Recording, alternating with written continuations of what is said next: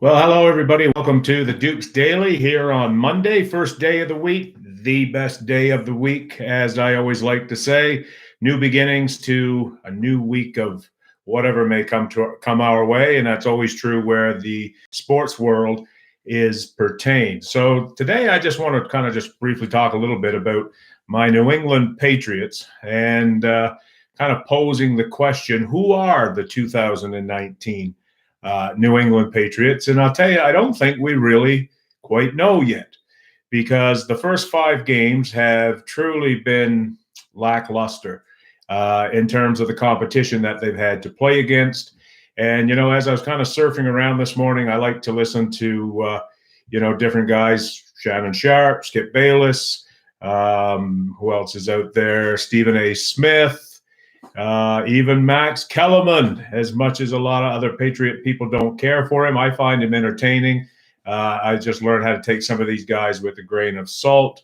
Who else is out there that I listen to a bit? Chris Carter, he's not too bad.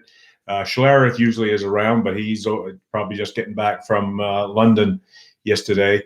And Eric Wright, is that his name? Eric, I forget what his name is. Anyway, he's the opposite of Chris Carter. So anyway, like listening to those kind of guys and their perspective. And I understand 100% that, some of it is entertainment value, right? But when you sift through a bit of that, you kind of get to what they're saying.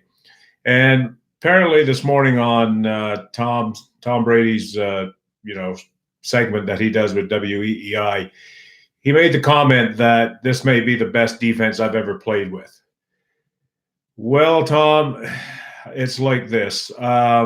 It's good to be very diplomatic. You should always be supporting your team. You should be backing the defensive side of the ball.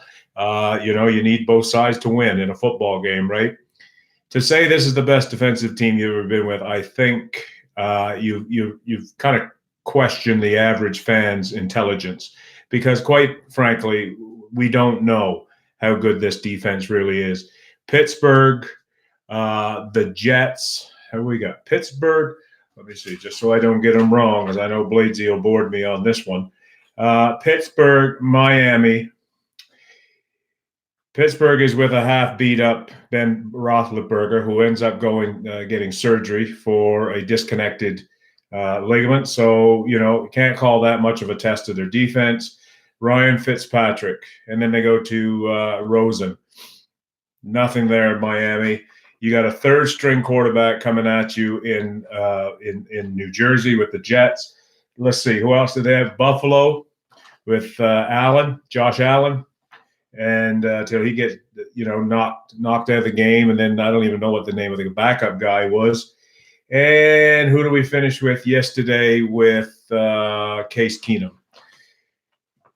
How do you judge from that if your team's defense, how good it is? Now, don't take nothing away. I mean, you get a shutout in the NFL. You hold these teams. They're essentially doing what they're supposed to do defensively. It's just don't let teams like that kind of get any kind of an edge.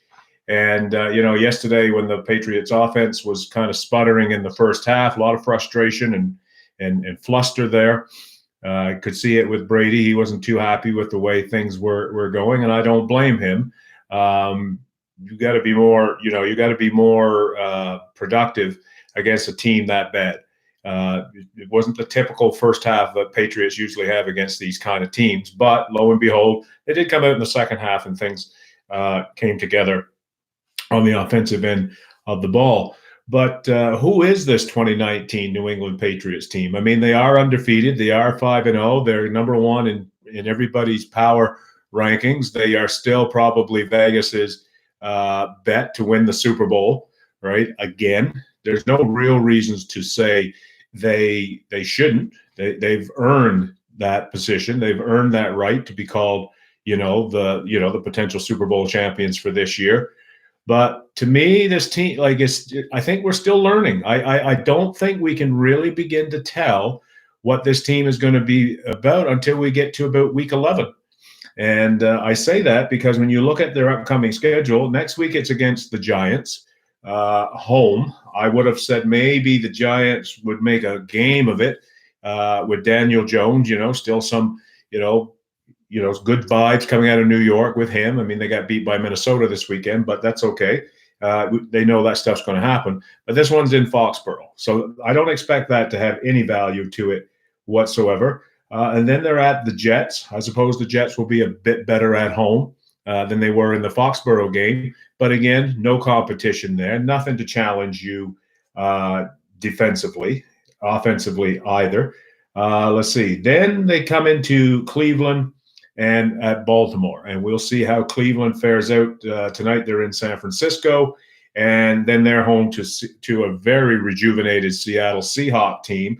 So if they were to, we'll say, split those games or win both of those games, they then have the bye coming in against New England in week. What is that? In week 8. So in week 8, the Pats get Cleveland, and then week 9 they get Baltimore. Then they have their bye, and then to me, the season of finding out what the 2019 New England Patriots is going to be all about, I think begins to take some form, because at that point in time, they're going to be coming up against a stretch of Philadelphia, Dallas. Still, after this weekend, all this hype with Dallas, the Dallas Cowboys are like the Toronto Maple Leafs of the NHL. They have a tremendous fan base, loyal fans to the core, will never give up on their team regardless. But as soon as they start to have a little bit of success, you'd think they had won the Super Bowl the year before. Well, the last 2 weeks have really put a kibosh on the Dallas Cowboy phenomenon that's kind of gone in the tank here. Who's Dallas got? No, they lose to New Orleans. They lose to Green Bay. I picked those 2 losses, actually. Now they're going up against the Jets and Philadelphia before they go on their bye. So New England gets Dallas.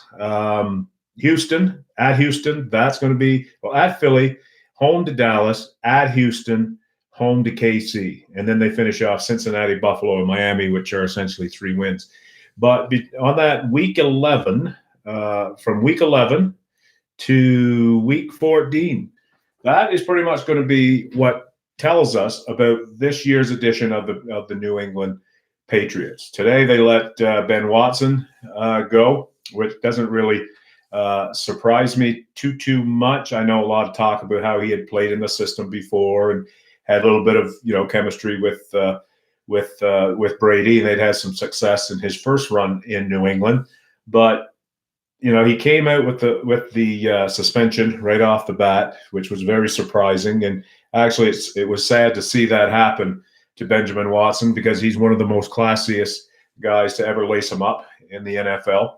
And so a bit of a sad ending for Watson in New England. Don't like seeing that happen that way. But you know what?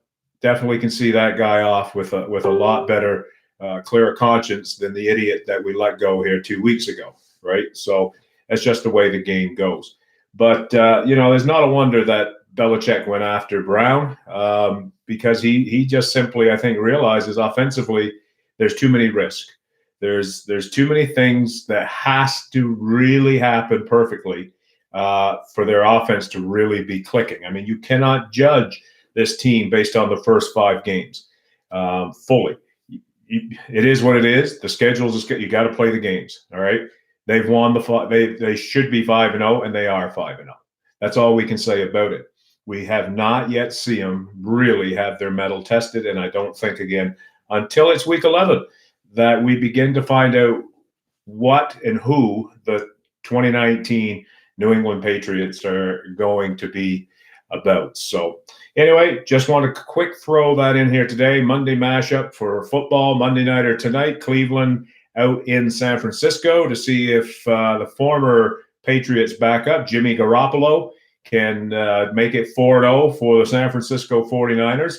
And if he goes 4-0, got to start taking a little notice of Jimmy G out there in the NFC West, having his team at 4-0, first in the division. Of course, San Francisco, Cleveland. So now next week they have the Rams. That'll be their first divisional game of the year, so a big game there. And then they have Washington, Carolina, and Arizona until they play Seattle. So, I mean, San Francisco could well be 8-1 by the time they get to 8-1 by the time they get to Seattle, right? 7-1. I think they had the bye week. Yes, they did.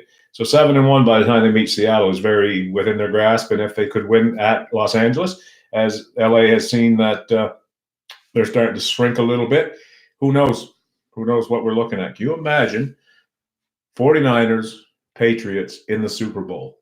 Jimmy G and Tom Brady. That would be a good storyline.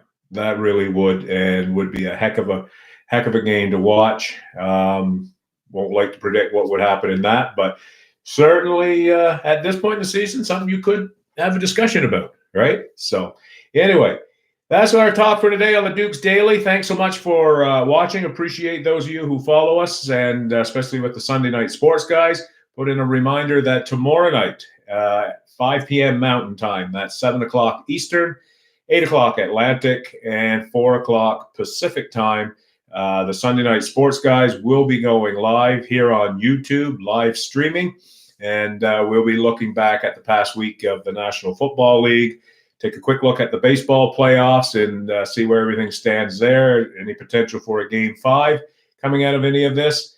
And we're going to talk a little bit about the NCAA again, and we're going to talk also about the Montreal Canadiens Toronto Maple Leaf game Saturday night, which had an interesting thing happen towards the end of that game, and whatever else we can come up with for another topic in our odds and ends segment. So anyway, thanks so much. Everybody have yourself a great day, and may you have an excellent, excellent week as well. Bye for now.